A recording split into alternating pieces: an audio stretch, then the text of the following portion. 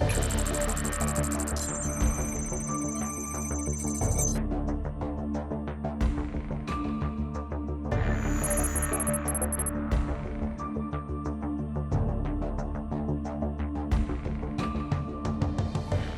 Students, welcome to Eduora. मैं प्रियंजन कुमार, आपके GS paper 4 यानी नीति शास्त्र, सत्यनिष्ठा एवं अभिरुचि का मेंटर। अब हम चर्चा करेंगे नैतिकता के बारे में।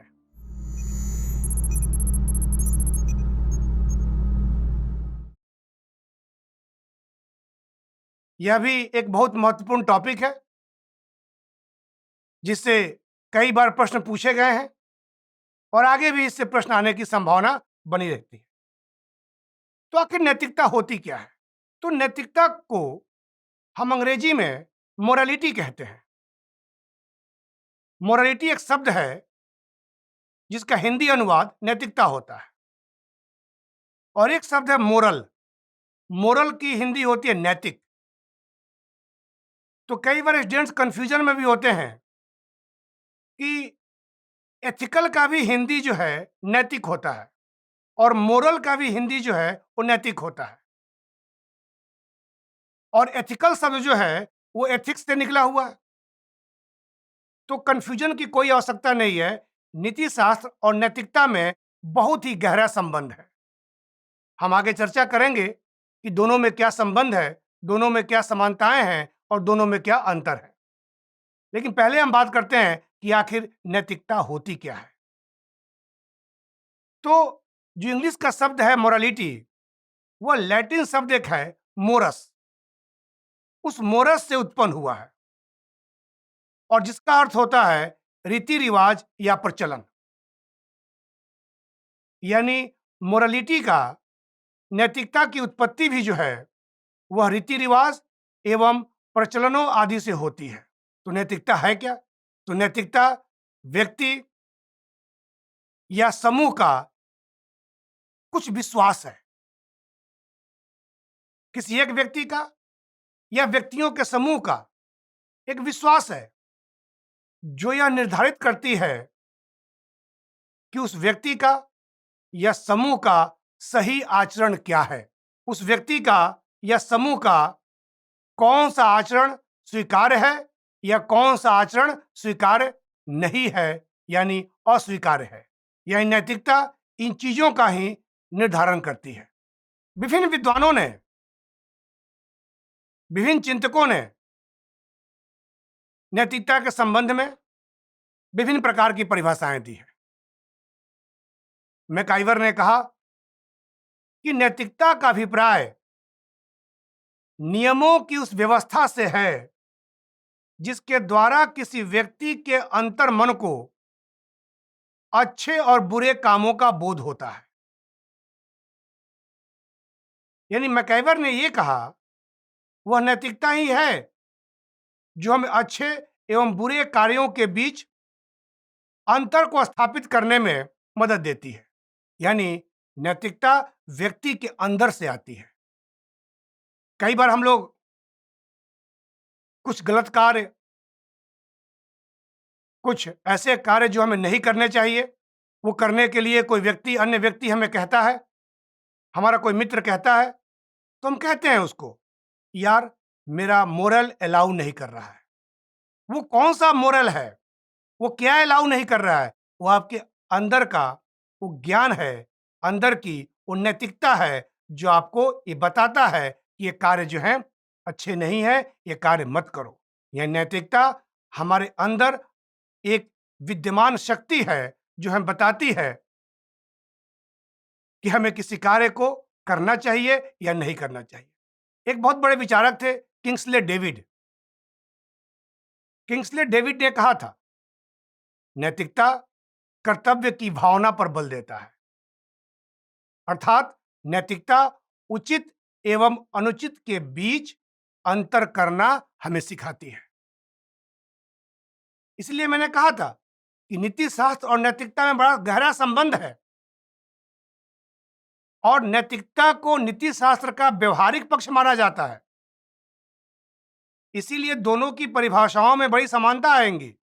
तो कहीं से मन में विरोधाभास, कॉन्ट्राडिक्शन उत्पन्न नहीं करेंगे आप लोग, क्योंकि जो किंग्सले डेविड ने कहा था कि नैतिकता कर्तव्य की भावना पर बल देती है, हमें कर्तव्य की भावना का बोध दिलाती है, अर्थात हमें उचित अनुचित के बीच अंतर करना सिखाती है। अब हम पढ़ेंगे नैतिकता की विशेषताएं, और विशेषताओं से क्लैरिटी आएगी कि आखिर नैतिकता क्या है। तो सबसे पहला पॉइंट कि यह व्यक्ति का आंतरिक पक्ष होता है, इंटरनल होता है। नैतिकता व्यक्ति के अंदर निहित होती है। हम जब भी कोई कार्य करते हैं तो एक शक्ति है जो उस कार्य करने के लिए हमें प्रेरित करती है, या गलत कार्य कर रहे हैं तो उस कार्य को करने के लिए हमें मना भी करती है। और वो मोरालिटी है, वो नैतिकता है जो हमारे अंदर होती है। अगला पॉइंट, इसका पालन व्यक्ति द्वारा स्वेच्छा से किया जाता है। नैतिकता चूंकि आंतरिक है, नैतिकता बाहरी नहीं है। भले ही आपको शिक्षा दी गई कि आपको नैतिक नियमों का पालन करना चाहिए, आपको नैतिकता के मार्ग पर चलना चाहिए, लेकिन इसका पालन आप स्वेच्छा से करते हैं। आप नैतिक मानकों का पालन न करें तो आपको कोई रोकता नहीं है। इसलिए नैतिकता का पालन व्यक्ति द्वारा स्वेच्छा से किया जाता है। नैतिकता को हम लोग अंतरात्मा की आवाज भी कहते हैं। अंतरात्मा, अंतःकरण बहुत इंपॉर्टेंट टॉपिक है जो मैंने चर्चा की थी सिलेबस की। उस सिलेबस में इसको स्थान दिया गया है, और अंतरात्मा की बात हम बहुत विस्तार से संबंधित टॉपिक में करेंगे।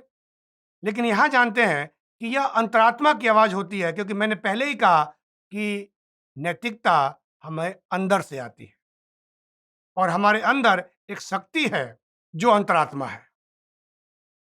और अंतरात्मा हमें कई बार बुरे कार्यों को करने से पहले, अनुचित कार्यों को करने से पहले हमें रोकती है, और वही मोरालिटी है, वही नैतिकता है। अगला पॉइंट, यह विवेक एवं तर्क पर आधारित होती है। नैतिकता के अंदर विवेक होता है, नैतिकता के अंदर तर्क होता है कि यह काम क्यों ना करें, यह काम गलत है। यह आपका विवेक बताता है आपको। आप तर्क करते हैं और तब आपको लगता है कि नहीं, यह कार्य गलत है, यह कार्य अनुचित है, यह कार्य हमें नहीं करना चाहिए। इसीलिए कहा जाता है कि नैतिकता विवेक एवं तर्कों पर आधारित एक व्यवस्था है जो व्यक्ति को किसी कार्य को करने के लिए प्रेरित करती है या कार्य को नहीं करने के लिए रोकती है। अगला पॉइंट है, जो नैतिक मूल्य होते हैं वो सर्वव्यापी होते हैं। नैतिक मूल्य पर सभी लोग विश्वास करते हैं, और जो नैतिक मूल्य है वो सबके लिए है, चाहे मैं हूं, चाहे आप हैं, चाहे बाकी अन्य लोग हैं, चाहे किसी व्यवसाय से जुड़े हुए लोग हैं। एक व्यवसायिक मूल्य होते हैं जो हर व्यवसाय के लोगों को मानना होता है, जो हर व्यवसाय से जुड़े हुए लोगों का नैतिक मार्गदर्शन करते हैं। लेकिन जो नैतिक मूल्य होते हैं वो सबके लिए होता है। वो एक आम आदमी के लिए भी होता है, एक खास आदमी के लिए भी होता है, एक शिक्षक के लिए भी होता है, एक डॉक्टर के लिए भी होता है, एक व्यापारी के लिए भी होता है। सब किसी के लिए नैतिक मूल्य होता है, यानी नैतिक मूल्य सर्वव्यापी होते हैं, नैतिक मूल्य यूनिवर्सल होते हैं। लेकिन जो अगला पॉइंट है यह कहता है कि कई बार कई ऐसे नैतिकताएं हैं, मैं नैतिक मूल्य की बात नहीं, नैतिकता की बात कर रहा हूं। नैतिक मूल्य सर्वव्यापी होते हैं, लेकिन नैतिकताएं जो हैं वो कई बार परिस्थितियों के अनुसार, समय के अनुसार परिवर्तित होते रहते हैं। किसी समय में कोई चीज नैतिक था, आज वो अनैतिक है। प्राचीन काल में कोई चीज अनैतिक था, आज वो नैतिक है। कहीं ना कहीं नैतिकता जो है समय एवं परिस्थितियों के अनुरूप बदलती रहती है, उनमें परिवर्तन होता रहता है। वो कैसे होता है, कहाँ होता है, कब होता है, इसकी चर्चा हम अगले टॉपिक में करते हैं। तो हमने जाना कि नैतिकता की विशेषताएं क्या होती हैं। अगला जो टॉपिक है वो है नैतिकता के सिद्धांत। कई बार प्रश्न पूछे जाते हैं या किसी प्रश्न के उत्तर में आप इन नैतिक सिद्धांतों की चर्चा कर सकते हैं। तो नैतिकता के मुख्यतः 7 सिद्धांत होते हैं और ये 7 सिद्धांत जो हैं वह व्यक्ति के नैतिक एवं अनैतिक कार्यों का मूल्यांकन करते हैं। और ये सातों सिद्धांत जो हैं आगे कहीं ना कहीं किसी न किसी टॉपिक में हमें चर्चा करनी है। और इन सातों सिद्धांतों की कुछ की तो बड़ी व्यापक चर्चा है और कुछ की कम चर्चा है। तो पहले जानते हैं कि आखिर वो सातों सिद्धांत कौन कौन से हैं। पहला है, नैतिकता हमें सिखाती है कि मानव जीवन का सम्मान कीजिए। एक मनुष्य दूसरे मनुष्य से प्यार करे, उसका सम्मान करे, उसको उचित स्थान दे, चाहे वो ऊंचा हो, चाहे वो नीचा हो, चाहे वो किसी अन्य धर्म का हो, किसी अन्य जाति का हो, किसी अन्य संप्रदाय का हो, किसी अन्य क्षेत्र का हो, किसी अन्य भाषा का हो, चाहे किसी अन्य जेंडर का हो, लिंग का हो। यह नैतिकता हमें मानव जीवन का सम्मान करना सिखाती है। वो नैतिकता ही जो है जो हमें समानता का पाठ पढ़ाती है। सेकंड प्रिंसिपल इसका है, दूसरा सिद्धांत है समानता। यह नैतिकता के आधार पर ही हम समाज में समानता की बात करते हैं, चाहे वो सामाजिक समानता हो, चाहे वो आर्थिक समानता हो, चाहे वो लैंगिक समानता हो, चाहे वो भाषाई समानता हो। हर प्रकार की समानता के बात जो हम करते हैं वह नैतिकता ही है। तीसरा सिद्धांत है दूरदर्शिता। नैतिकता हमें हमेशा दूरदर्शी बनने की बात करता है और हमारे ग्रंथों में कई जगह कहा भी है कि अग्रसोची सदा सुखी। जो आगे की सोचता है हमेशा सुखी रहता है। तो नैतिकता ही जो है वो हमें आगे की सोचने की बात करता है, आगे की सोचने के लिए हमें प्रेरित करता है, यानी यह हमें दूरदर्शिता देता है। चौथा सिद्धांत जो है वो है ईमानदारी। क्योंकि नीति शास्त्र, नैतिकता, इन सब का पूरा आधार जो है वो ईमानदारी ही है। तो यह हमें ईमानदारी का पाठ पढ़ाता है। यह हमें जीवन में अपने कर्तव्यों के निर्वहन में, अपने जिम्मेदारियों को पूरा करते समय हमें ईमानदार रहने की प्रेरणा देता है और हमें अंदर से ईमानदार बनाने की कोशिश करता है। अगला पांचवा सिद्धांत है वो है पारदर्शिता, ट्रांसपेरेंसी। पारदर्शिता मतलब क्या होता है? मतलब एक ऐसी व्यवस्था जहां पे जितने भी क्रियाकलाप हैं, गतिविधियां हैं, वो सारा खुले तरीके से हो, खुलापन हो, पारदर्शी हो। यानी चीजों को वहां पे छिपाया नहीं जा रहा हो। और शासन व्यवस्था, प्रशासकीय गतिविधियां पारदर्शी तरीके से होनी चाहिए। क्योंकि आपके पाठ्यक्रम में पारदर्शिता को बड़ा इंपॉर्टेंट स्थान दिया गया है, तो पारदर्शिता की चर्चा हम बड़े विस्तार से करेंगे। अभी यहाँ पे हम नैतिकता के सिद्धांतों में चर्चा कर रहे हैं। छठा इसका सिद्धांत जो है सद्भावना, हार्मोनी। समाज के शांतिपूर्वक सहअस्तित्व के लिए सद्भावना बहुत ही आवश्यक होती है। मानव जाति के अस्तित्व के लिए सद्भावना बड़ा ही आवश्यक होता है। लेकिन आज हमारे समाज में इस सिद्धांत की बड़ी कमी हो गई है। सद्भावना जो है आज हमारे समाज में कम है। आज लोगों के बीच में वैर ज्यादा हो गया है, वैमनस्यता ज्यादा हो गई है, सद्भावना का पतन हो गया है। और इस सद्भावना का पतन ही अनेक प्रकार की असमानता का, अनेक प्रकार के भेदभाव का, अनेक प्रकार के अशांति का कारण बन गया है। तो नैतिकता के अगर पथ पे आप चलते हैं तो निश्चित तौर पे आप सद्भावना के मानकों को पूरा करेंगे, सद्भावना के मानकों को मानेंगे। सातवां सिद्धांत है और आखिरी सिद्धांत है करुणा हरण। करुणा, कष्ट, इंग्लिश में इसको कंपेशन भी कहते हैं। तो वो नैतिकता ही जो है वो एक व्यक्ति को दूसरे व्यक्ति के कष्टों का हरण करने के लिए,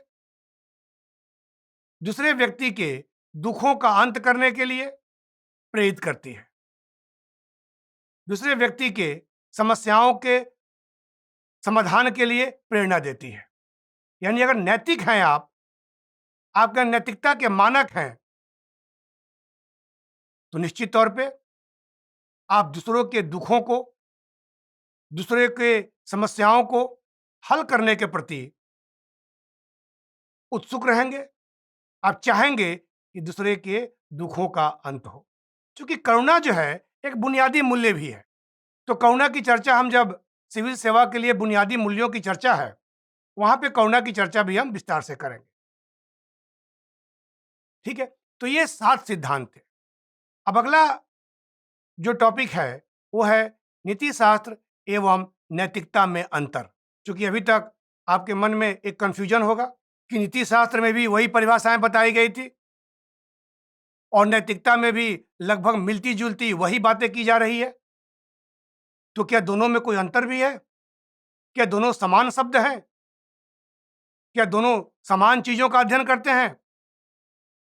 तो नीति शास्त्र और नैतिकता दोनों समान अर्थ प्रस्तुत करते हैं, लेकिन इसके बावजूद भी दोनों में कुछ अंतर व्याप्त है। अगर मैं नीति शास्त्र की बात करूं तो यह व्यक्ति को न्याय संगत कार्य करने का एक संकेत देता है, व्यक्ति के जीवन में एक शुभ का, शुभ मतलब गुड, अच्छा रास्ता दिखाता है। जबकि नैतिकता जो है यह ज्यादातर व्यक्तिगत स्तर को दर्शाती है। यानी नीति शास्त्र जो है वो व्यापक होता है, वो समाज के लिए होता है, वो हर जगह उनकी चर्चा होती है। लेकिन नैतिकता जो है वो इंडिविजुअल होता है, वो व्यक्ति के अंदर होता है। तभी तो हम कहते हैं कि मेरा मोरल अलाउ नहीं कर रहा है। यानी नैतिकता जो है वो व्यक्तिगत होती है, जबकि नीति शास्त्र जो है वो ज्यादा व्यापक होती है, ज्यादा बड़ी अवधारणा है। नीति शास्त्र समूह के लिए एक नियम है, नीति शास्त्र समूह के लिए एक मार्गदर्शन है, जबकि नैतिकता व्यक्ति के स्वयं के लिए एक मार्गदर्शन का कार्य करता है।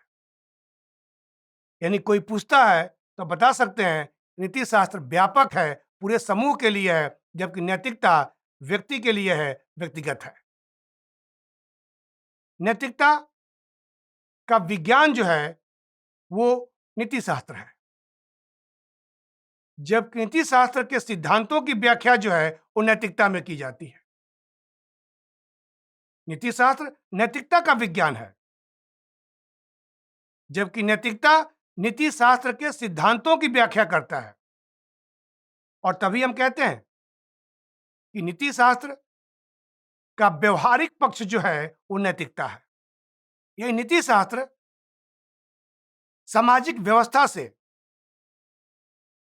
सामाजिक परंपराओं से उत्पन्न होता है, जबकि नैतिकता व्यक्ति के आंतरिक चीजों से उत्पन्न होता है और उसी को सुदृढ़ करता है। तो अगर सरल भाषा में बताऊं मैं आपको, तो नीति शास्त्र का व्यवहारिक पक्ष नैतिकता है।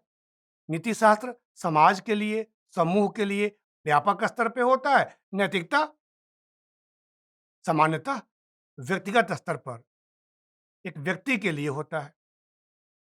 नीति शास्त्र कई सिद्धांत हैं, नैतिकता उन सिद्धांतों का व्यवहारिक अनुप्रयोग है।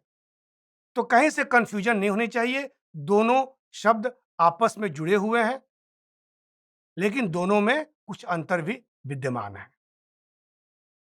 तो आपने समझा नीति शास्त्र और नैतिकता क्या है। अब हम चर्चा करेंगे मानवीय क्रियाकलापों में नैतिकता के निर्धारक। आपके सिलेबस में मानवीय क्रियाकलापों में नैतिकता के निर्धारक एवं परिणाम की बात की गई है। तो पहले हम बात करेंगे निर्धारक के, यानी कि वो कौन कौन से कारक हैं, वो कौन कौन से गतिविधियां हैं जो किसी व्यक्ति के नैतिकता में महत्वपूर्ण भूमिका निभाते हैं, जो किसी व्यक्ति के नैतिक या अनैतिक होने के जिम्मेदार होते हैं। तो इसमें हम दोनों चीजों की बात करेंगे, एक व्यक्ति के लिए और समाज के लिए।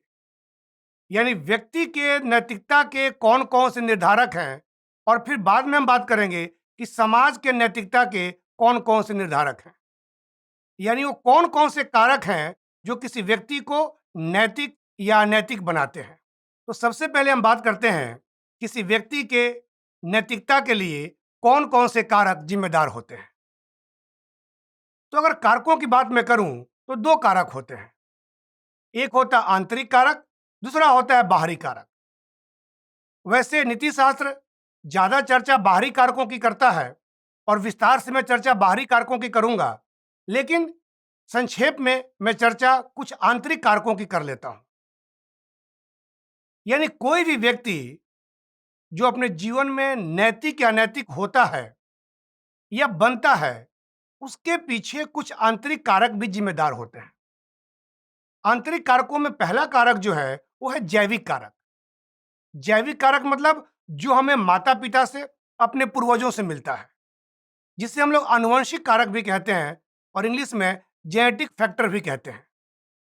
यानी हम आज जो भी हैं, मेरा स्वभाव जो भी है, आपका स्वभाव जो भी है, किसी व्यक्ति का स्वभाव जो भी है, वो कहीं ना कहीं हमें अपने माता पिता और पूर्वजों से मिला है, अपने सगे संबंधियों से मिला है। जैसे कोई भी बच्चा जब जन्म लेता है तो कुछ आदतें, कुछ स्वभाव, कुछ आचरण वो अपने आनुवंशिक कारकों से लेकर आता है। और कहा भी जाता है कि जीवन में वो जो भी बनता है या आगे बढ़ता है, उसके लिए कुछ न कुछ, पूरा नहीं, कुछ न कुछ आनुवंशिक कारक जो हैं वो जिम्मेदार होते हैं, और वो हमें अपने माता पिता से और पूर्वजों से मिलता है। तो नीति शास्त्र उनकी व्याख्या ज्यादा नहीं करता है। नीति शास्त्र कुछ और कारकों की व्याख्या करता है। और आंतरिक कारक में एक कारक होता है मानसिक कारक।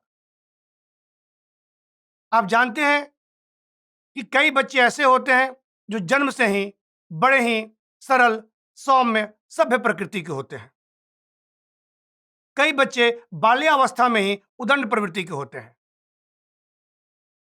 कई बच्चे ऐसे होते हैं जो जन्म के साथ ही किसी खास क्षेत्र में आगे बढ़ने के संकेत को देते हैं। कई बच्चे ऐसे होते हैं जो पढ़ने में अच्छा करने की कोशिश करते हैं। कई बच्चे शांत प्रवृत्ति के होते हैं।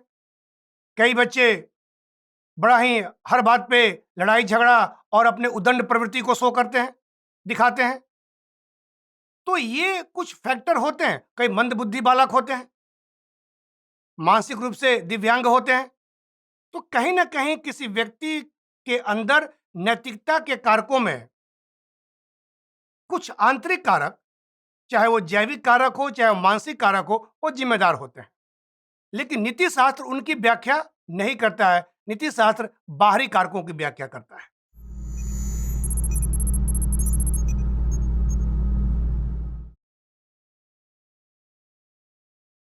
तो आखिर मूल्य होता क्या है? तो पहले हम चर्चा करेंगे मूल्य क्या है इसके बारे में। तो मूल्य की व्याख्या जो है विभिन्न क्षेत्रों के द्वारा विभिन्न तरीके से की गई है, और विभिन्न लोगों ने और विभिन्न क्षेत्रों ने मूल्य की परिभाषा अलग अलग तरीके से अपने अपने क्षेत्र के हिसाब से दी है, जिसका कुछ एग्जाम्पल यहाँ प्रस्तुत करते हैं। तो सबसे पहले है जीव विज्ञान की परिभाषा। यानी जीव विज्ञान में मूल्य को कैसे परिभाषित किया गया है, यानी बायोलॉजी मूल्य को क्या कहता है। तो मूल्य वह है जो जीवन की रक्षा एवं वृद्धि करता है। यानी वो सारी चीजें मूल्यवान हैं जो किसी व्यक्ति के जीवन की रक्षा करती हैं और जो किसी व्यक्ति के जीवन की वृद्धि करते हैं। तो जीव विज्ञान में ये परिभाषा दी गई है। लेकिन अर्थशास्त्र में, इकोनॉमिक्स में कहा गया कि जिसकी जितनी मांग है उसका उतना मूल्य है। यानी जिस वस्तु की या जिस सेवा की जितनी ज़्यादा मांग होगी, जितनी ज़्यादा डिमांड होगी, उसका मूल्य उतना ही अधिक होगा।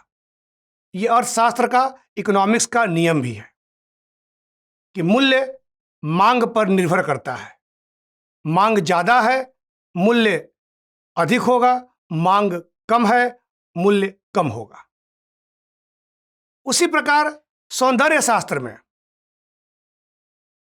कहा गया है कि जो सुंदर है वह मूल्यवान है। यानी इसमें मूल्य को सुंदरता से जोड़ा गया है। जो सुंदर है वही मूल्यवान है। जबकि एक विचारक अर्बन ने कहा है कि मूल्य वह है जो मानवीय इच्छाओं की पूर्ति करता है। यानी वो सारी चीजें मूल्यवान मानी जाएंगी जो मनुष्य की इच्छाओं की पूर्ति करता है, मनुष्य की आवश्यकताओं की पूर्ति करता है। तो ये विभिन्न प्रकार की परिभाषा विभिन्न क्षेत्रों या लोगों द्वारा दी गई है।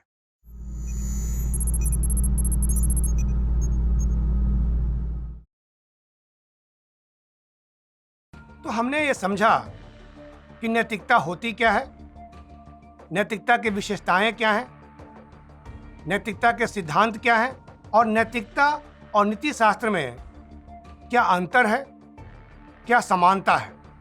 तो उम्मीद करता हूं आप लोगों को नैतिकता के बारे में बेहतर तरीके से आसान भाषा में समझ में आया होगा।